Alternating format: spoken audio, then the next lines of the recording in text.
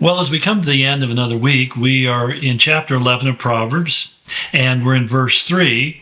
And we've been talking this week about, our speech and the way we communicate, both through writing and also, texting and Instagramming and all that other stuff, but also by the way that we express ourselves. Do we do it enthusiastically? Do we do it angrily? Do we do it deceptively? Do we try to present something and sell somebody on something that we don't really believe or we know isn't completely true? And that's one of the things I find is that honest people are believable because their honesty comes out in their speech. Now, that doesn't mean that there aren't some clever people out there who can fool us. There's an old saying that the key thing is sincerity, and once you learn how to fake sincerity, you've got it made. But I always tell people, watch people's eyes when they're talking to you. When a person smiles but their eyes don't flicker, their eyes don't smile, when you know that basically this is a learned behavior, it's an action, they are acting, there's not a sincerity behind it. But ultimately, how do we tell whether or not somebody's being honest and sincere? We really have to measure the content of their comments, not just the impression they give us. So I've found that many people who are very persuasive can come across very sincere. I mean, I see it on TV commercials all the time where they're selling a product and people are telling you how wonderful it is. And I admit, my wife and I at times have bit the bait and we bought something because it promised to have this revolutionary impact on our life, and it didn't. and it wasn't worth the money we spent on it. And you realize that these people, as my wife said to me the other day, I just don't trust these people. I hope it's true, but I don't trust them.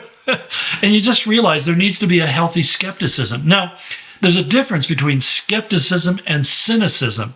Cynicism just looks at the world with a jaundiced eye. We think that everybody's a creep and a liar and dishonest, and we're just living with our guard up and self-protective. You don't want to become cynical, because that becomes a person who's just really angry at the world and you'll strike out at other people.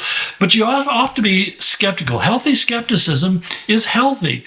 In other words, when people say to you things that are obvious and true, then it's easy to agree with them. But what about if they make a claim for something that seems really kind of fantastical, maybe above and beyond what is probable? It's prudent to be skeptical, especially if it involves you making a significant investment of your resources of time, money, and energy. You want to make sure that you're investing those things carefully and wisely and not just frittering them away upon anything that just happens to come along and follow you in life. And that's where we need to understand that the key is to walk with what's called integrity. That's what he says in verse 3. The integrity of the upright guides them, and the unfaithful are destroyed by their duplicity. Now, duplicity literally means double dealing. In other words, in the old cowboy movies, there was a bad guy who was dealing off the bottom of the deck. I'm not quite sure how that works, but the bottom line is they weren't dealing the cards fairly so that everybody had an equitable chance. And this duplicity, where you're basically trying to take advantage of other people by a sleight of hand or by a cleverly phrased word, is really a problem. And I think this is a big problem within the church today, because I think that in this day and age when so many people have been manipulated and affected by duplicitous commentaries. I mean, basically, you take the shot, you take the jab, you'll never get COVID. And everybody who took the jab found out that wasn't true. They still got COVID. I mean, and that you can't RNA can't affect your DNA, and now we know that it can. There were so many things and so many claims that were made that were disingenuous and untrue. And so many of us realized that masking didn't keep us safe and social distancing didn't keep us safe. And even the people who were saying that knew that. And why they said that, well, I'll leave it up to you to figure out. I have my opinion, but I can't prove it 100%. But my point is simply this, that they were telling us things and they look sincere and honest, but the fact of the matter is they were lying to us. And in the church sometimes, in an effort to build your congregation, or build your ministry, people will get up and say things that are designed to manipulate them and get them to like you and follow you, but not to help them grow closer to Christ. And that's why one of the real crises, in fact, the Barna Research Group came up and said one of the real crises in Western Christianity, American Christianity for that part, is the fact that most pastors or a significant number of churches do not talk about sin and do not think people are sinners, or at least won't tell them they're sinners. You have, basically how to have your best life now, and it's all a basically PMA talk about positive mental attitude and how do you become the best you that you can be and all of those things. I don't want to become the best me that I can be. I want to become the best follower of Jesus I can be. And I want to make that the focal point, and that means that as I follow him, he's going to consistently show me areas of my life where I have sin that needs to be addressed. It's things that are hindering me in my upward progression in my walk towards him. And so what we're striving for is this word integrity. And integrity means that basically the word means to be whole, undivided, to be consistent, to be sound in the truth, to be a truthful person. In other words, what you see is what you get. And one of the things I found even within the church, and I certainly have nothing against good music. I love good music. I love people who are gifted in that regard. But I find that I found in my years of ministry, there was kind of this thing where, and I was guilty of it myself, of wanting to have this rock and worship experience for people. I wanted the best worship in our community that people go, wow, that's the greatest thing since sliced bread. And so what you're doing is you're sensationalizing them. You're trying to address or reach them on an emotional level without giving them the truth of God. And I reflected back on my early Christian life, and I remember how we did not have good music. There was no such thing as contemporary Christian music. There was country gospel, and there was a mainline gospel, but there wasn't a lot of Christian music out there.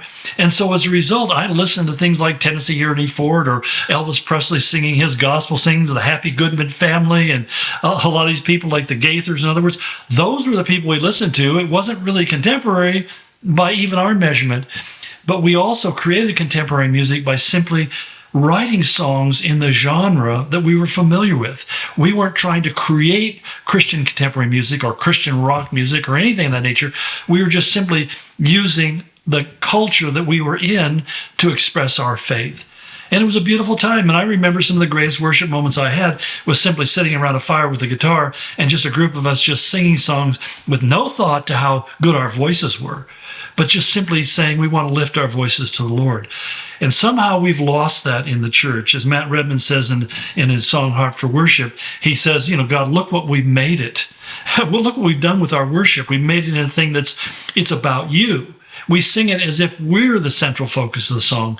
And even a lot of Christian songs today are so self-focused on the singer that it doesn't really lift up or glorify the Lord. It's not really worship of God, it's worship of me, and it's complaints about my needs and what I want. And that's why he said that it's this integrity that we're supposed to be seeking after in our life. And he says when we seek that, we will find that it will guide us. So we'll stay on the right path. If we're always saying, Lord, help me to do the thing that's most pleasing in your sight, then we'll find ourselves moving in that direction. And I remember at some juncture, and I'm glad I took it, where when I first got in ministry, I did music because that was really the only skill I had to contribute to the community. And I look back and I wasn't very good. I had a moderate talent, let me put it that way, just a moderate talent.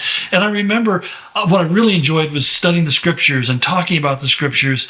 And I came to this point where God really told me, you need to choose which one you're going to focus on.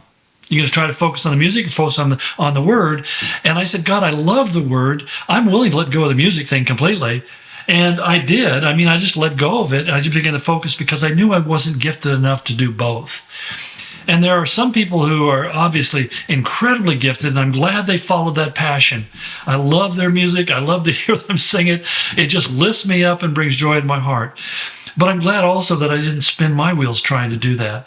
Because what happened was I said, God, I want to follow what you have called me to do, where I'm gifted and where I am passionate, what excites me. And that's usually how you find where your gifting is. When you do it, it excites you. I'm going to follow that without regard to the other things. And I'm glad I did, even though I had some individuals said that I was, walking away from my calling, I knew what God was telling me to do. And I think I can look back now, 55, 56 years later and say, I think I made the right choice. But that's my perception. The other side of the coin is pretty scary. If you're unfaithful, if you're duplicitous, you're going to find yourself really unhappy with the choices you've made, whether it be in business or it be in marriage or in ministry. It doesn't matter what area of your life. If you're not faithfully true and upright and seeking to live by integrity, you will end up being deeply disappointed by the choices you've made. Well, out of time, out of week, I hope this has been a beneficial series of messages for you, and we're actually going to pick it up somewhat tomorrow. Or excuse me, on Monday. Have a great week, man, worshiping with God's people, and may your joy be full in Christ. Amen.